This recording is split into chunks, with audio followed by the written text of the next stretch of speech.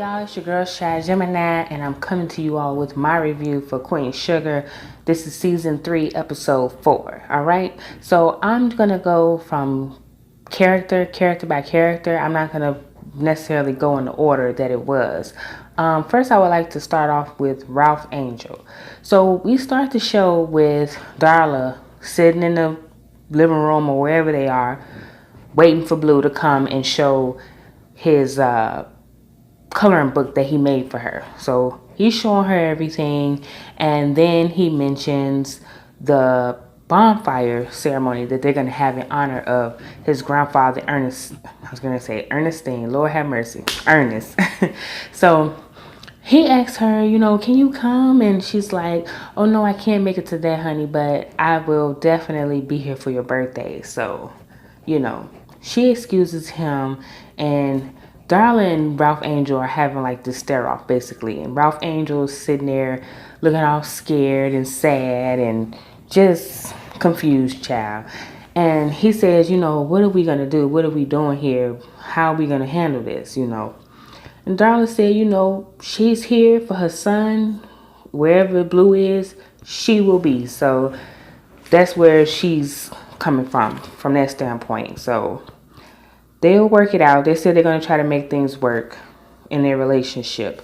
But during that conversation, Darla said Blue let her know about the field trip that he's going to be going on, and he wants her to go, and she would like to go. Ralph Angel was like, no, I'm already going. No, I'm already going. I already signed. I already told her I'm coming. The teacher, whatever her name is.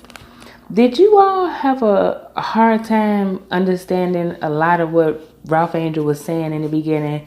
Like, I kept listening and trying to like really listen to what he was saying. I couldn't understand half of what he was saying. And I know he's trying to have the New Orleans accent, but it was a little too much this time, Ralph Angel, because I could not understand some of the things you were saying. But he don't want to let up. He don't want her to go. And I get it, Ralph. You're mad at her. Darla is trash at the moment. Yes, she is. She definitely changed your life and altered your life. But in the end, she is his mom. So you're going to have to let her have some kind of say so. And I know you have custody, but she's his mother. So and she said, I shouldn't have to ask permission to take my son. So, Ralph is being stubborn on that. He don't want her to go. Then she confronts him about why there's plastic on Blue's bed. And he said, well, Darla, since you've been gone, the boy had been pissing in the bed. So that's how we rectify the situation. Why you didn't tell me? Well, again, Darla, Ralph Angel was not talking to you. You remember when you would call and try to speak with him and he would give the phone directly to Blue, right? So he didn't want to tell you nothing he wanted to do with you. So yeah, y'all don't have to work that out, because now legally, if Darla wanted to cause a scene with Blue and really show what her parental rights are, she can do it. So you need to kind of try to work that out. If you say you're going to step up and be his father and it's not going to change anything, then you have to work with his mother. I'm sorry. Unfortunately, you do. So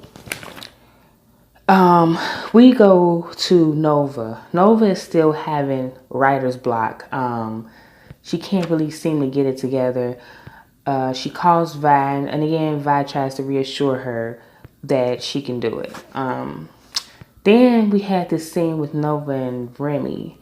And I'm like, Ava, I'm going to have to side eye you, because are you trying to start some kind of dialogue between Remy and Nova because you're trying to take them somewhere, or is it just innocent? I feel like I may be reaching, but at the same time, when they were talking about different things, I don't know. I feel like Ava was trying to tell us something that maybe she will go down that route, and then that'll really cause some shit between Nova, Charlie, and Remy. But I hope not. They don't have any chemistry in my eyes. None whatsoever. He was a better fit with Charlie, even though I think Remy is bitch made. I'm sorry, I hate to say that, but he is. Like, he's just a whiny, like, just ugh. I don't like Remy, kind of. He's not like high on my shit list, but I just don't like him.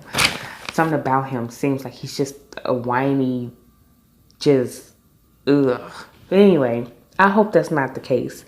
But Nova shared a story about one time when she went fishing with her father and how these white men were basically trying to test the father and make him feel less than because of course of his color.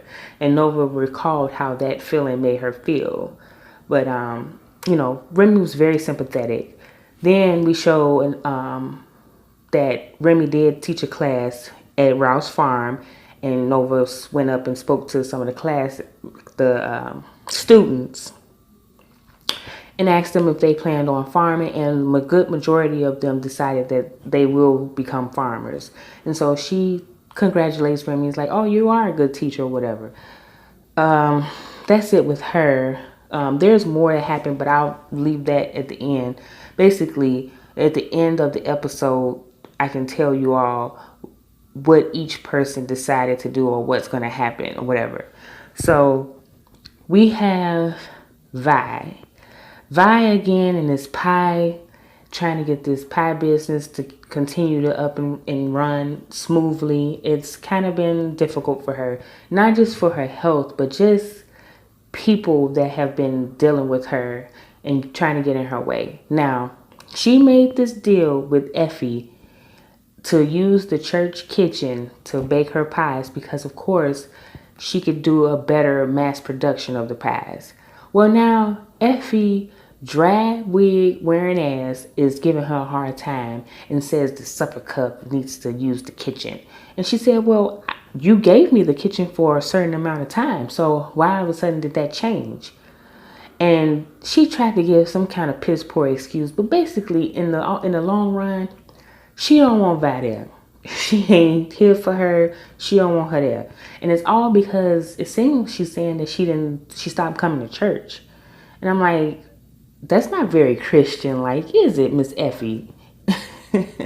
Anyway, Vi, my advice to you is to just go ahead and start looking for a different location now, because one day she's gonna come back and be petty and be like, you know what? You can't use the kitchen anymore. So you don't want to add no extra stress. You're already sick. Just go ahead and start looking for a new place to bake your pies now, please, because it's coming. She's going to kick you out. Anyway, Hollywood is telling her as they're dropping off the pies that you need to get a truck because the car is too small to be trying to put all these pies in. And also, some of the pies are getting smashed up from trying to transport them. So let's get a delivery truck. Vi, that's not on her radar right now. That's not in her budget, her plan. She don't want to do that. Of course, Hollywood coming to the rescue. I got you, baby. Don't worry. I can get it for you. I got you, baby. I got it. But Vi's prideful. No, we're not going to do that. So Hollywood approaches the conversation again when they get home. He said, look, I talked to a guy. He has a used delivery truck that we can get. We can fix it up. I got you.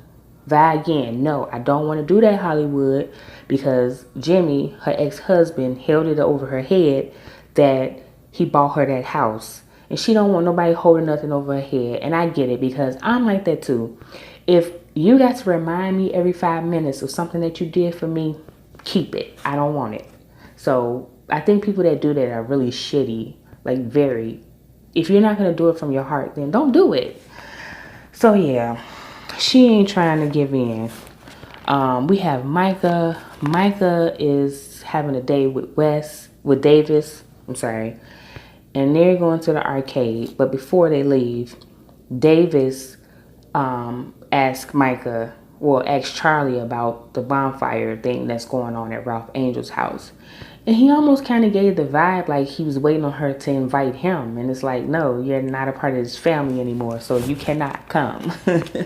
But yeah, they leave or whatever. And they're at the arcade playing a game. And Davis gets a call all of a sudden. And he walks away. And I'm like, oh, here we go. Here's some more shit with Davis. As always, he always got some shit going on. Sure enough, they get in the car and he drops the bomb on Micah that he has a daughter. And Micah's like, well, how old is this daughter? And he's like, 13. Like 13, like he's doing the math, like, carry the one. Did you know about her all this time? And he's like, yeah, I did. Okay. Does mom know about this girl? No, she doesn't. So Micah jumps out the car and walks off. And he's like, Micah, come back. And I'm like, you knew that boy wasn't going to take that well. You have a whole kid with somebody else. Like, Davis, you really are a mess. So Charlie has been assigned by Vi to take Prosper to the doctor because he's getting ready to have his surgery. Charlie tried to worm her way out of it, but I was like, I need you to do it. So she goes over there the first time to try to take him. Prosper can't find whatever medical papers that he needs. He's all scrambling all over the place. And while he's doing that, Charlie notices that he has an instrument. I can't remember what instrument it was, but he has an instrument. And she's like, oh, I didn't know you didn't play. You played. And he said, yeah, that's how, I think he said that's how I met your father. And, we became friends. And he said, Ernest used to be always bragging about Charlie and telling him how proud he is. And you can tell that meant something to Charlie to hear that her father felt this way. Because I don't really honestly know. I mean, I think they were close, but because she was away, maybe she didn't always feel like he cared about her as much as Nova and Ralph. So that was good to know that he was very proud of her. So since he couldn't find the papers, she's like, okay, Prosper, let's just reschedule and, go another time. So he agrees to it. She comes back and they're getting ready to leave and he forgot something again. And I'm like, dang, Prosper, get on your shit. Get this stuff ready the night before. So Charlie's like, oh, no worries. I'll go back and get it. So she goes to get whatever it was, looks on the table, sees a picture of her father and Prosper, of them when they were younger. Brings a smile to her face, right? Then she sees another piece of paper and it says notice of termination of occupancy. So now Prosper's getting kicked off his land. And I'm like, oh no. See, them Landrys, I told y'all one by one they was going to start getting rid of the farmers. And sure enough, Prosper is the next victim. So she, processes the information. And then when they're at the doctor's, they're talking. And she said, are you going to have any help, to help you once you have the surgery? And he said, well, my daughter is not available to be around or anything. And then somehow Charlie finds a way to bring in there about knowing about him losing his land.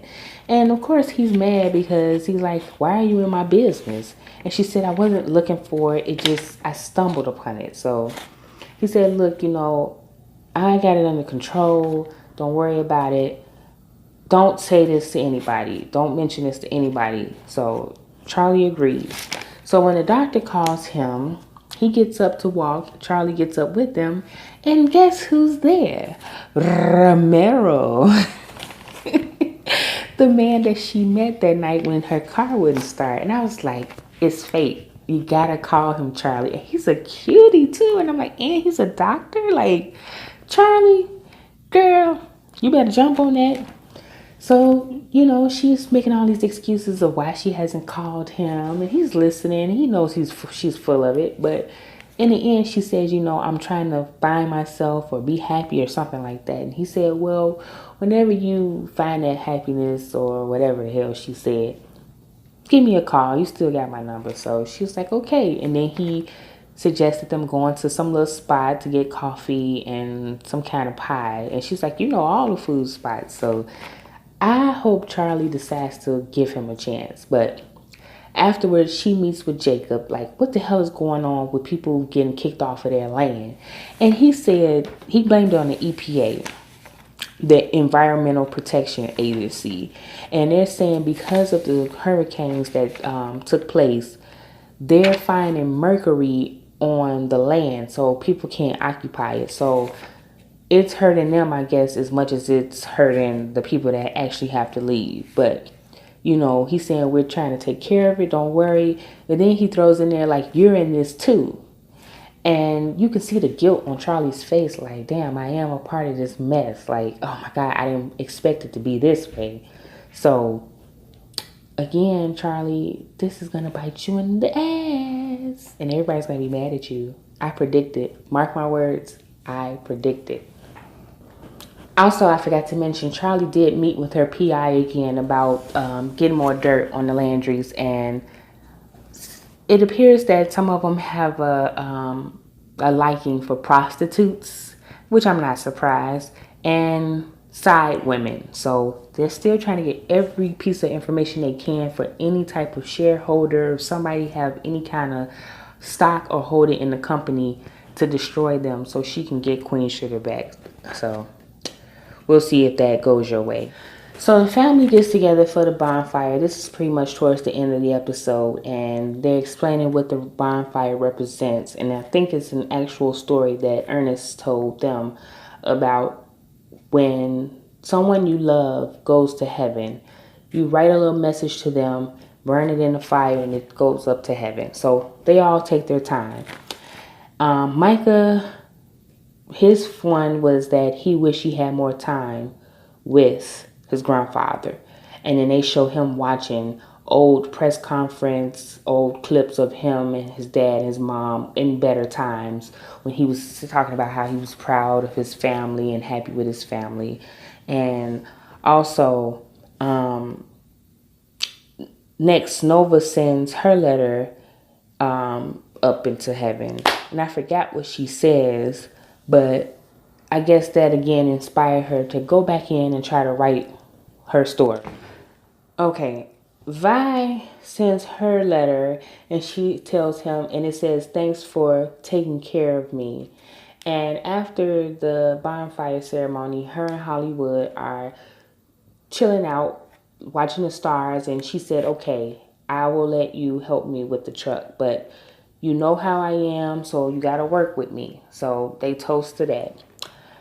Ralph basically said he's going to take care of Blue, and they show him he's taking a field trip, scratching his name off and putting Darla as the adult that's going with him. So he's going to give it a try and see.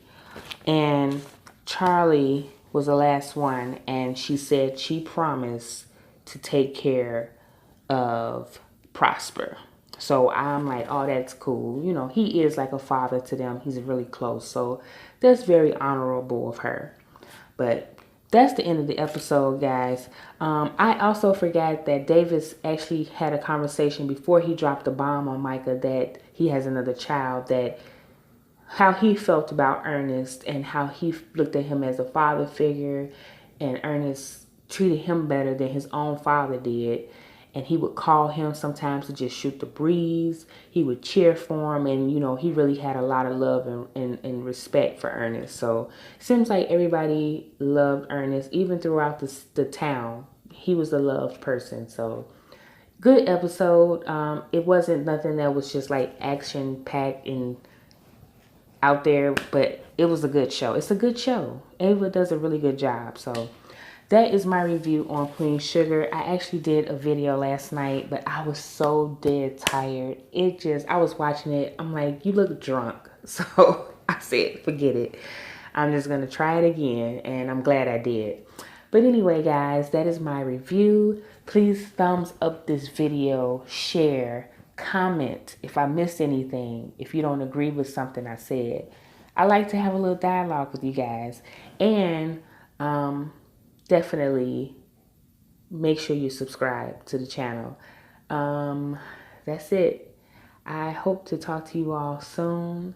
Tomorrow's my birthday. Hey, hey, Gemini in the house. What? I'm so corny, y'all. It's my birthday, so I'm going to be out celebrating just a little bit, not a lot. Anyway, talk to you soon. Bye.